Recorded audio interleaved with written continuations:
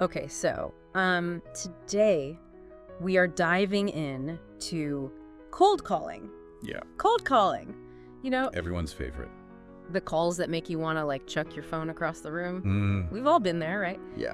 But what if I told you that this deep dive might actually get you excited about cold calling? Really? Yeah. We're going deep on Art Sobczak's Smart Calling. Okay. It's a book that kind of like flips the script on everything we thought we knew about cold calling. Interesting. Yeah. So to kick us off, Sure. Sobczak challenges this idea that cold calling is like this unwelcome interruption. Yeah. Instead, he wants us to be helpful and offer value, like right from the first word. So instead of like going straight into a sales pitch, Right. what if you started by addressing a recent challenge their industry's facing, like something timely, Oh, that's good. relevant, and shows you've done your homework? So you're not just another salesperson. Right. You're like someone who gets their world. Exactly. Okay, I like that. And actually, Sobczak gives this example in the book of what not to do.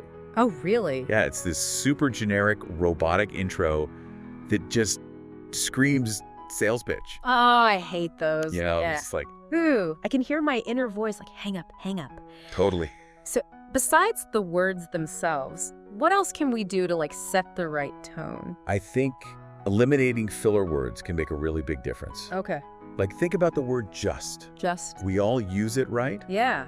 But it subconsciously undermines your authority. Oh, wow. Yeah. I never thought about that. So instead of saying, like, I just want to ask, try something more direct. Okay. Like, I'm calling to discuss. I'm calling to discuss. Yeah. Much stronger. Exactly. Yeah. It projects a more confident image, even if the message is the same. So simple, but so powerful. I know, right? Now, one thing that really struck me in Smart Calling was this emphasis on empathy.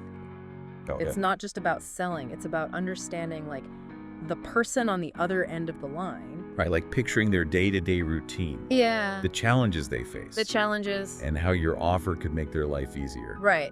Thinking about it from their perspective, not just like our sales goals. Exactly, and that's where targeted research becomes really important. Okay, so research. Yeah, Sobczak actually suggests tailoring your approach based on the person's position within the company. Oh, interesting. So like a CEO is going to be looking for big picture impact, Makes sense. but someone you know on the front lines might be more interested in like specific features and benefits. it's like that vacuum cleaner example he gives, right? Yes, exactly. Okay. You wouldn't sell a vacuum cleaner the same way to a CEO and a housekeeper. Right. Right. Yeah. To the CEO, you'd highlight things like cost savings, Yeah. increased efficiency. But for someone who's actually using the vacuum, day to day, you'd focus on ease of use, Right. maybe even maintenance tips. Specific features? Yeah. Okay, I like that. So it's all about knowing your audience. Okay, so then how do we go beyond just like basic contact info when researching our prospect? Right. It feels kind of overwhelming sometimes to get a real sense of who they are. Yeah, well, Sobczak has a really interesting point about this. Okay. He reminds us that even current events Oh, interesting. can impact a prospect's state of mind and their receptiveness to your call. He uses that example of the vegan food news, right? Yes. Imagine trying to sell something to a vegan food producer right after like a big negative story breaks about their industry. Oh, yeah. Talk about bad timing. Exactly. Yeah. So instead of like pushing your agenda, Yeah. you might offer support, Oh, that's good. acknowledge the challenges they're facing. Yeah, it shows you're not just oblivious Look, you're paying attention. to their world. Exactly. So what are some like practical research tips Okay. to get that deeper level of insight besides the obvious company website deep dive? Of course. Oh. Well, Sobczak's a big fan of Google search techniques. Oh, like what? Like putting your search term in quotes and adding site.company.com Oh, to narrow down the results to just their website. okay. You can find all sorts of internal documents and press releases that way. Oh, I never even thought to try that. It's a goldmine. Okay, yeah. But then he also has that tip about using Google Street View for research. Oh, yeah. That one blew my I mind. know, right? Who would have thought? Think about it, though. Being able to actually visualize your prospect's office Oh. can give you subtle clues about their company culture, Okay. their personality, Interesting. even how formal or casual you should be in your communication. Wow. Okay, that's a good one. Right. So research isn't just about finding data. Yeah. It's like connecting the dots to understand the person. It's about building a mental picture even before you dial that number. Right. Okay, I like that a lot. Me too. And speaking of information overload, Yeah. Sobczak also advocates for using digital research tools to streamline this whole process. Oh, absolutely. We've got so much information at our fingertips these days. Right. You'd be ashamed not to leverage it. So what are some of his favorites? He specifically mentions tools like Inside View Inside View. that aggregate data from various sources. And instead of having like a million tabs open, Exactly. you can get a more holistic view. Right there in one place. I read that it even maps out your connections on social media. Yeah, it can show you if you have any mutual contacts on Facebook, Oh, wow. which could be a great way to get a warm introduction. Right. And then, of course, don't forget about general social media research. I love scrolling through Twitter or LinkedIn Oh, yeah. to get a sense of someone's personality and what they're passionate about. It's like less formal Yes. than a company website. Exactly. You get insights you might not find anywhere else. Exactly. You can even find valuable information on personal blogs or YouTube channels. It's like that time I stumbled across a video of a potential investor giving a talk at a university. Oh. Yeah, and it gave me like a whole new perspective That's awesome. on his communication style and what he valued. That's great. It was so helpful. Sometimes it's those little nuggets of information Yeah. that can make all the difference. So we've covered a lot of ground here. Yeah, we have. Reframing cold calling, Oh. power of empathy and research, Yes. leveraging technology to gain these insights. Important stuff. But there's one piece of the puzzle that Sobczak really emphasizes. Okay. Is absolutely crucial, and that is setting clear goals for each call. Yeah, and I mean like crystal clear. It's crystal clear. Not just get the word out. Kind of vague. Okay, this is where I think a lot of people get stuck. I agree. Because ultimately, isn't the goal of any cold call to make a sale? Right. So why does having a specific goal for each individual call matter so much? Because it keeps you focused Yeah. and it prevents you from rambling, Okay. which can quickly bore your prospect. Yeah, nobody wants that. No, so think of it as like having a roadmap for the conversation. It helps you ask the right questions and move toward a specific outcome. He uses that example in the book about setting a goal to build trust with Mercedes-Benz. Oh, yeah. Not necessarily to secure a sponsorship right away, Right. but to lay the groundwork for a future partnership. Long-term vision. It's ambitious, but it's also realistic. Exactly, and it gives you a clear direction for your interactions. But Sobczak also encourages having secondary goals in mind. Yes. So like, what's your backup plan? Right. If your primary goal isn't achievable in this particular call, Exactly. You gotta be ready to pivot. it's all about being adaptable, right? Absolutely. Smart calling isn't about like rigidly sticking to a script. Right. It's about having a strategy, but also being willing to adjust based on how the conversation unfolds. I love that. Speaking of shaking things up, Yeah. one of my favorite parts of smart calling is where Sobczak encourages us to try unconventional tactics. Oh, yes. He's a big believer in being bold and creative. To stand out from the crowd. Exactly. It can make you more memorable, and it positions you as someone who's not afraid to think outside the box. So what are some of his more like out there suggestions? Well, one of the most surprising ones is to call during off-peak times, Off peak? Like what? like holidays or even during bad weather. Wait. I know it sounds counterintuitive. Who answers the phone during a blizzard? Well, he tells this great story about a Xerox sales rep who shattered sales records during a snowstorm. Really? Yeah, because all the administrative assistants who normally act as gatekeepers were stuck at home.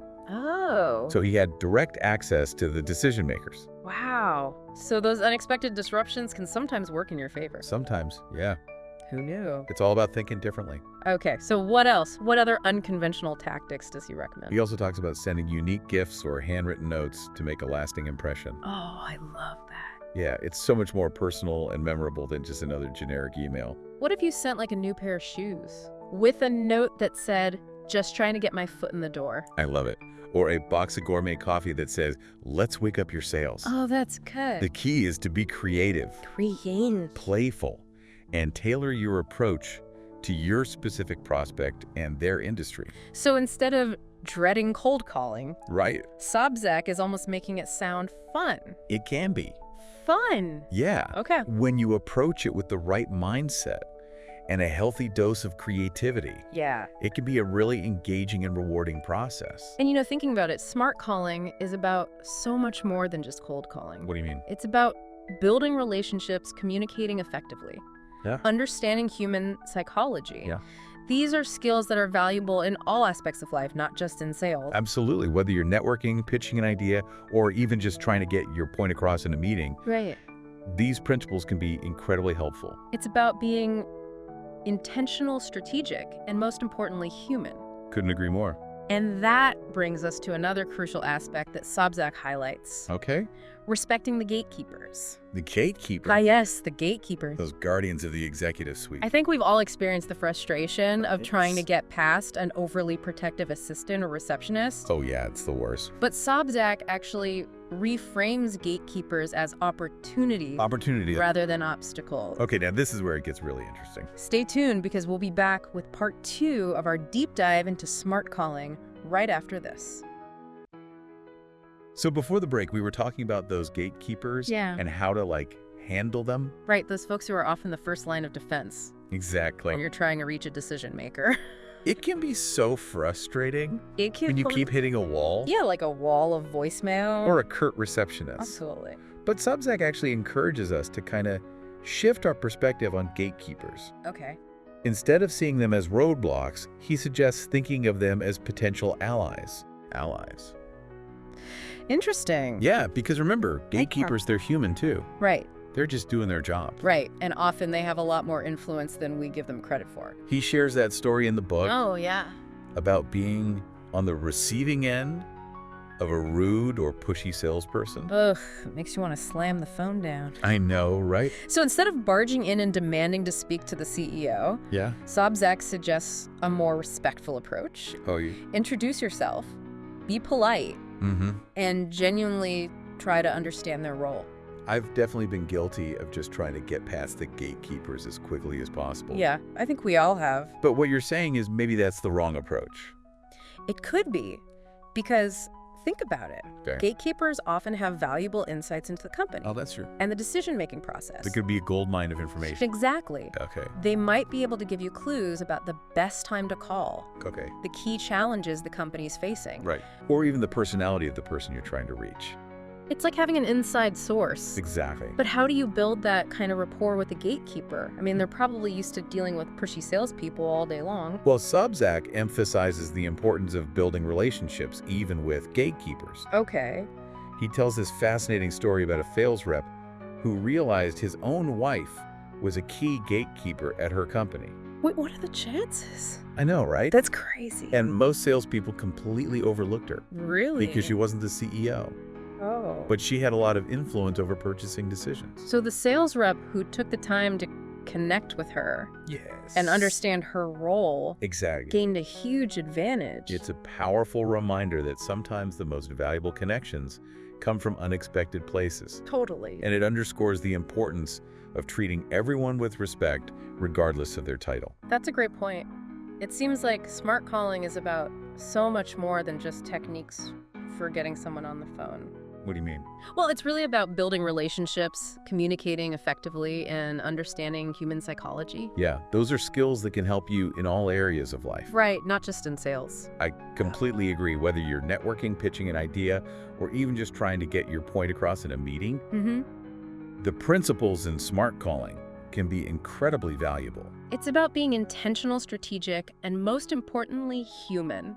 I couldn't agree more. So much of what we've talked about today has really resonated with me. Oh, good. I'm glad. I'm starting to see cold calling in a whole new light.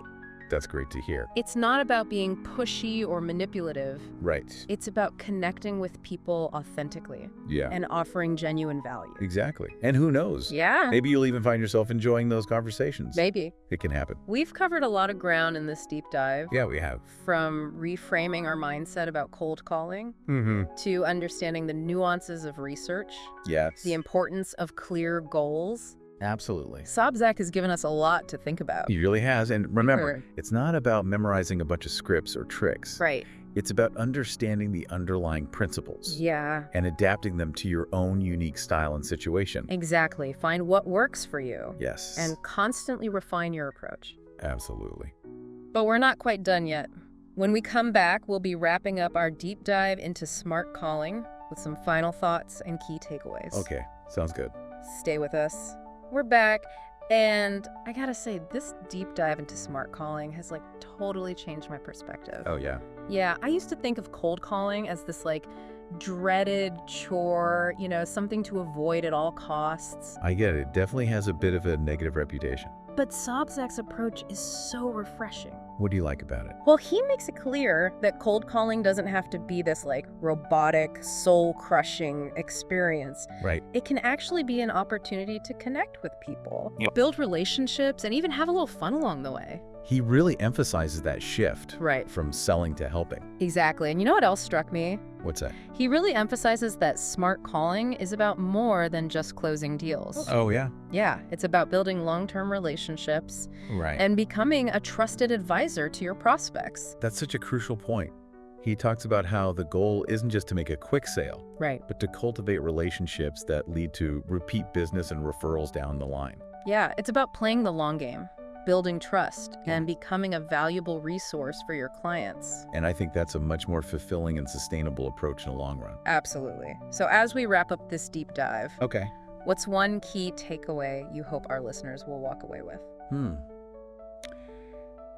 I'd say it's this. Cold calling doesn't have to be something you dread. By embracing these principles of smart calling, you can transform it into a powerful tool Ooh, a powerful tool. I like that. for building relationships, growing your business, and even expanding your own, personal and professional skills. It's about taking all these insights from research and goal setting to empathy and unconventional tactics Yes. and putting them into action. Exactly. Don't be afraid to experiment, get creative, and most importantly, have fun with it. Find what works for you. Yes. Find your own style. Awesome. Well, that about wraps up our deep dive into smart calling with Art Sobczak. Yeah, this was great. We covered a lot of ground, but hopefully you feel empowered to take your cold calling game to the next level. Absolutely. So until next time, happy calling.